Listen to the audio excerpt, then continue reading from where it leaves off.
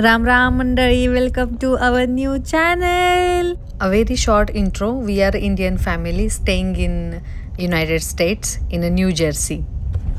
आता हिंदी आणि मराठी बरं, और बड़े ही कम शब्दों में स्वागत है आज के टॉपिक का, बाप्पा का आगमन. तैयारी बाप्पाच्या आगमनाची. और जो लोगों को पता नहीं है या फिर पता भी है, the most famous place to do Indian grocery and shopping is Patel brothers. So here we go. Patel brothers म्हणजे असं आहे की इथं आल्यानंतर सर्व काही आपल्याला पाहायला भेटतं.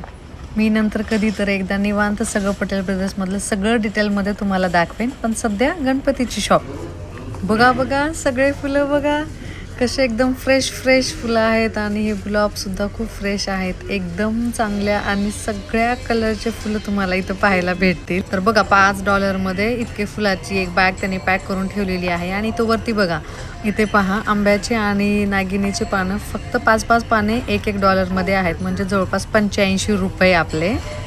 इथे सुपारीसुद्धा त्यांनी दिलेली आहे. आणि इथे गणपतीच्या डेकोरेशनसाठी काही छोटेसे क्यूट असा हा छोटासा पाळणा आहे. आणि त्याच्यासाठी एक दोरी बांधून दिलेली आहे. खूप वेगवेगळ्या प्रकारचे डिझाईन्स असलेले गळ्यात घालण्याच्या माळा आहेत. आणि ते बसण्यासाठीचे आसन किंवा तुमचं आरतीचं ताट ठेवायचे असेल तर त्याच्यासाठीचे आसन.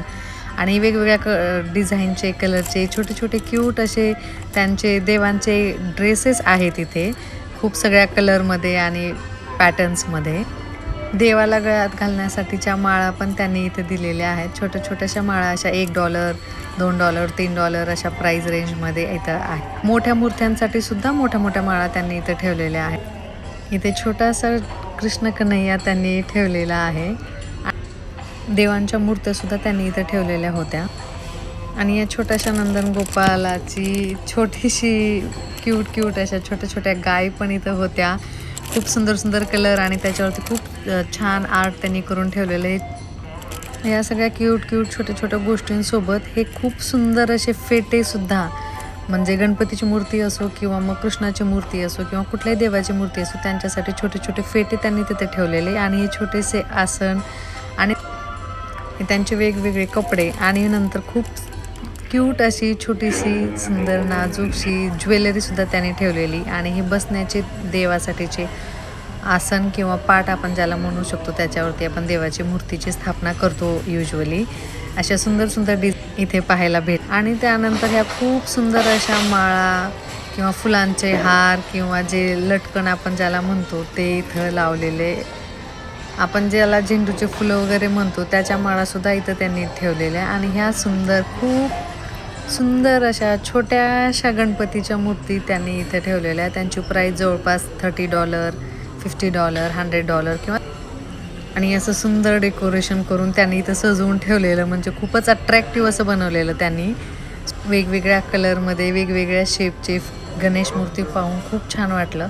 खरं सांगायचं झालं तर इंडियापासून इतक्या दूर राहून पण अमेरिकेमध्ये असताना इतक्या सुंदर कलाकृती पाहणं आणि या सगळ्या गोष्टी इथं इतक्या इझिली अवेलेबल असणं म्हणजे ही खूप मोठी गोष्ट आम्हाला वाटत होती.